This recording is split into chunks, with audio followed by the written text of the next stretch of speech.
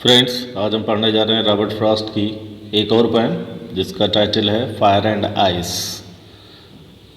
Robert Frost he was very famous American poet और इनका जन्म हुआ था 26 मार्च 1874 और इनकी डेथ हुई थी 29 जनवरी 1963।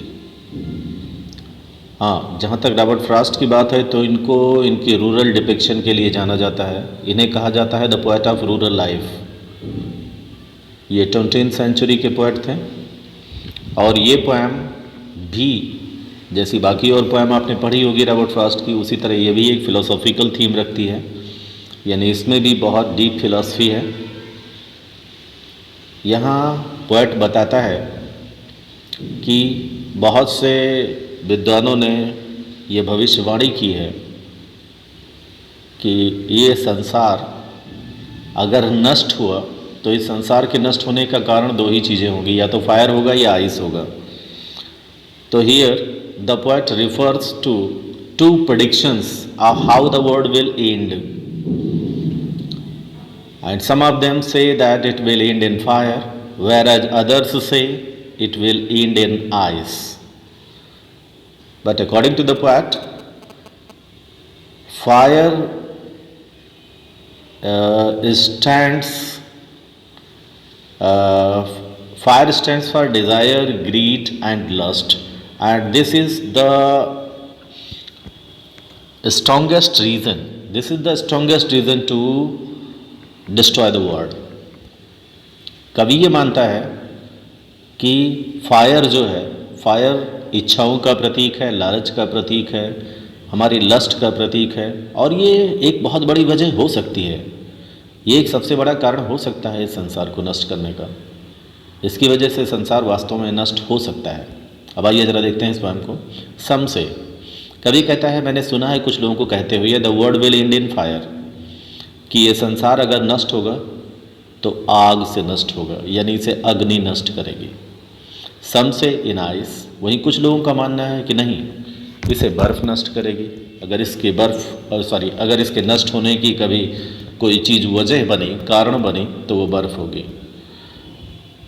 From what I have tasted of desire, tasted means यहाँ है friends experienced.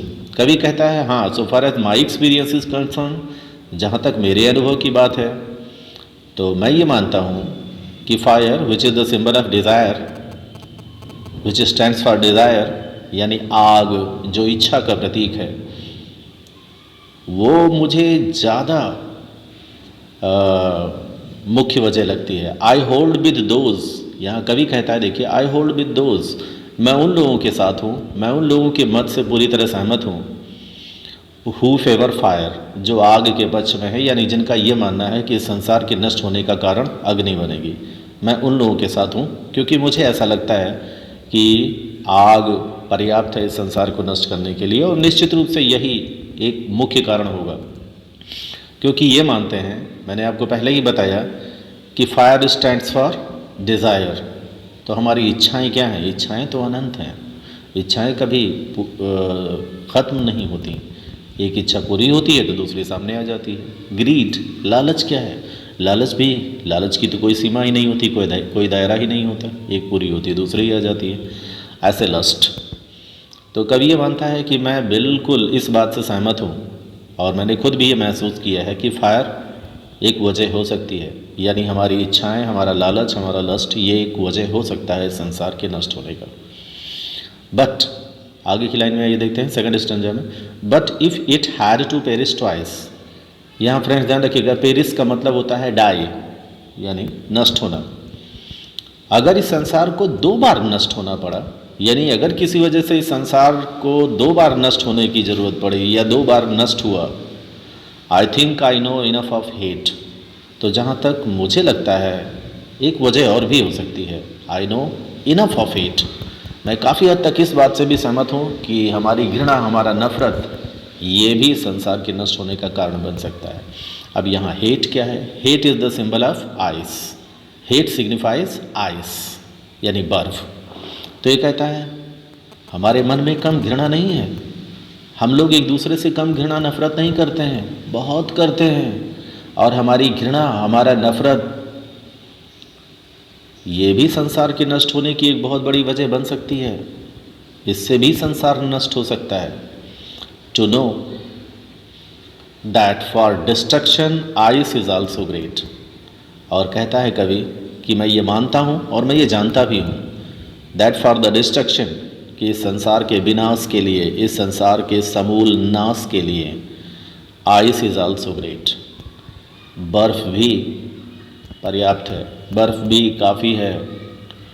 And would suffice, suffice short form में लिखा हुआ है, सफाइस मीन्स होता है सफिशियंट, यानी ice is also sufficient for the destruction of the world. इस संसार के विनाश के लिए बर्फ़ भी पर्याप्त है। और बर्फ़ यहाँ प्रतीक है घृणा का, घृणा का, जो हम एक दूसरे से करते हैं, हमारी जेलसी का जो हम करते हैं, हमारी वाइसेस का, इसका प्रतीक है। यानी हम एक दूसरे से जो ईर्ष्या घृणा करते हैं, यह भी पर्याप्त कारण है इस संसार के नष्ट होने का, और इसकी वजह से भी ये संसार नष्ट हो सकता है। थैंक्स।